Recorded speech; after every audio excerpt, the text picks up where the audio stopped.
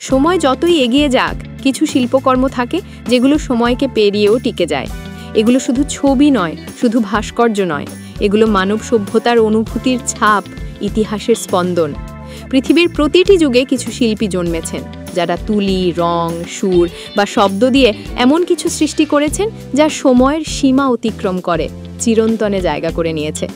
যেমন Leonardo da ভিঞ্চির Mona Lisa, যেটি শুধু এক নারীর প্রতিকৃতি নয়, বরং রহস্য, নিঃশব্দ হাসি এবং মানব চিন্তার গভীরতার প্রতীক। আবার ভ্যান গগের স্টারি নাইট, যেখানে আকাশের নীল, রাতের নীরবতা আর একাকিত্ব একসাথে কাঁদে এবং হাসে। এইসব শিল্পকর্ম প্রমাণ করে মানুষ যত কষ্টই পাক, তার সৃষ্টিশক্তি কখনো নিভে যায় না। শিল্পকর্ম মানে শুধু ছবি আঁকা নয়, কখনো সেটা হতে পারে একটি সুর যা প্রজন্মের পর প্রজন্ম ধরে বাজতে থাকে। যেমন বিটোফেনের সিম্ফনি বা রবীন্দ্রনাথের গান, যেগুলো প্রতিবার শুনলে মনে হয় সময় যেন থমকে গেছে। আবার কখনো একটি কবিতা, যেমন নাজিম হিকমতের মানুষ বা জীবনানন্দ দাশের বনলতা সেন হয়ে ওঠে এক নিঃশব্দ বিপ্লব।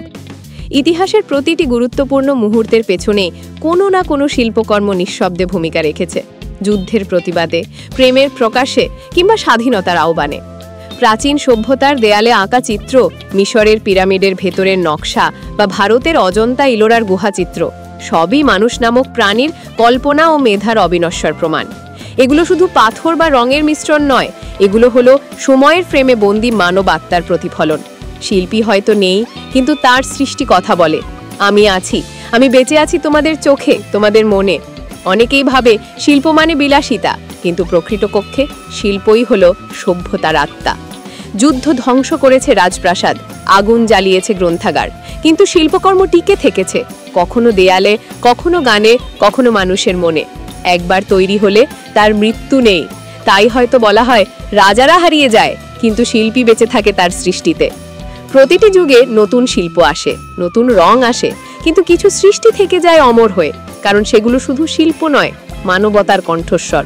হয়তো আজ কোনো গ্যালারির এক কোণে পড়ে আছে এক নামহীন শিল্পীর তৈলচিত্র, কিন্তু 100 বছর পর সেটিই হবে ইতিহাসের দলিল। হয়তো আজ কেউ তার গান শোনে না, কিন্তু একদিন সেই সুরই মানুষের মনে আলো জ্বালাবে। শিল্পকর্মের আসল জাদু এখানেই।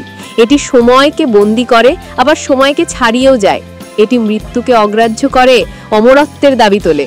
তাই ইতিহাসে নাম লিখিয়ে যায় সেই সব শিল্পকর্ম যেগুলো শুধু চোখে দেখা যায় না, হৃদয়ে অনুভব করা যায়। এক একটি চিত্র, এক একটি সুর, এক একটি শব্দ যেন সময়ের নদীতে রেখে যায় অমোচনীয় ছাপ।